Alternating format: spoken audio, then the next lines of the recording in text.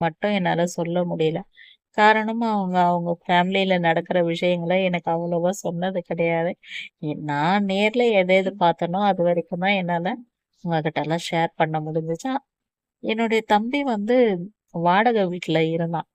என் தம்பியே எப்ப நான் பார்ப்பேன்னா, நைட்ல தான். அவன் 7:30 மணிக்கு மேல எங்க வீட்ட கிராஸ் பண்ணி தான் அவங்க வாடகை வீட்டுக்கு போணும். அப்போ சாயங்காலத்துல வெளிய இருந்தோம்னா, அப்போ பார்த்துட்டு, "என்ன சாப்பாடு? என்ன பண்ணியிருக்கீங்க?" அதெல்லாம் கேட்பேன். சப்பாத்தி செஞ்சிருந்தா மட்டும் டிஃபன் பாக்ஸ்ல வாங்கிட்டு போயிடுவேன். எப்பவாச்சும் குட்டி பையன கூட்டிட்டு வரோம், இந்த பக்கம் அப்படி வண்டியில கூட்டிட்டு வரோம். அம்மா தூக்குனா கத்துவான்.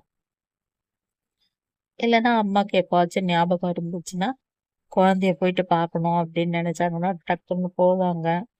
அவங்க பெரியவங்களா பேசலன்னா கூட சரி, அம்மா குட்டி பையன பார்த்துட்டு வந்துருவாங்க. அவ்வளோதான். இதனால வந்து எனக்கு அவங்கள பத்தியெல்லாம் எதுவுமே தெரியல. அம்மா ஏதாச்சும் சொன்னா தான். எங்க குட்டி பையனுக்கு ஏனோ என்ன பார்த்தா அவனுக்கு எப்படி ஆயிடுமோ தெரியல. நான் உள்ளன்லாம் வச்சுட்டு இருந்தேன்னா, அத பிச்சு போட்டுருவான். தூக்கி எல்லாம் விசிறி அடிச்சுருவான். அப்போ அம்மா சொல்லுவாங்க, "குழந்தைங்கலாம் வந்துச்சுன்னா எடுத்து வச்சுருமான்னு." அதேபோல நான் உட்காந்துட்டு இருக்கிறத பார்த்தான்னா, அவனுக்கு என்ன ஆகுமோ தெரியாது. என்ன புடிச்சு தள்ளி விட்டுருவான். இல்ல வெளியவே உட்காந்துட்டு இருந்தாலும் புடிச்சு தள்ளி விட்டுருவான். உடனே எங்க அம்மா சொல்லுவாங்க, "அப்பு அத்தடா அது, பாவம்டா. ஜெயாக்கு பாரு காலெல்லாம் இல்ல. ம் பாவம்." அப்படின்னு நம்ம எத்தன தடவ சொன்னாலும் அவன் கேட்க மாட்டான். தள்ளி விட்டுருவான்.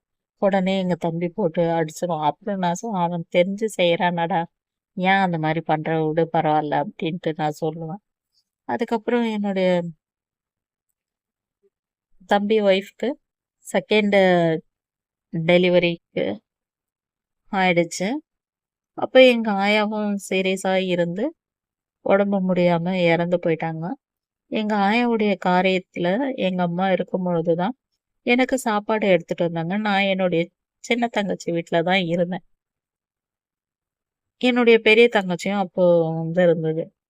எங்க அம்மா எனக்காக சாப்பாடு எடுத்துட்டு வந்து குடுத்துட்டு, "அம்மு நானு வந்து ஹாஸ்பிட்டல் போறேன்னு." "எதுக்கு?" அப்படின்னு கேட்டேன். "அட்மிட் பண்ணிட்டு இருக்கிறாங்களாம். நான் போய் பார்த்துட்டு வரேன்." அப்படின்ட்டுன்னு. "பார்த்துட்டு வரியா? அங்கேயே இருக்க போறியா?" அப்பன்னா, "அம்மா இரும்மா டெலிவரி பெயினா என்னான்னு தெரியல. செக்கப்க்கு தான் இட்டுன்னு போயிருக்கிற மாரி தெரியுது. நான் போயிட்டு பார்த்துட்டு எது ஒண்ணும் ஃபோன் பண்றேன்." அப்படின்னு. சாயங்காலம் ஆயிடும், அப்படி ஆயிடும்ன்ட்டெல்லாம் யோசிச்சோம். ஆனா சாயங்காலம் ஆகவே இல்ல. அப்ப என்னுடைய சின்ன தங்கச்சி சொல்லுச்சு, "ஜெயா நைட்டுக்கா நம்ப சாப்பிட்டு எல்லாரும் நம்ம வீட்டுக்கு போலாம். இப்ப போயிட்டா இதுங்க கும்பலா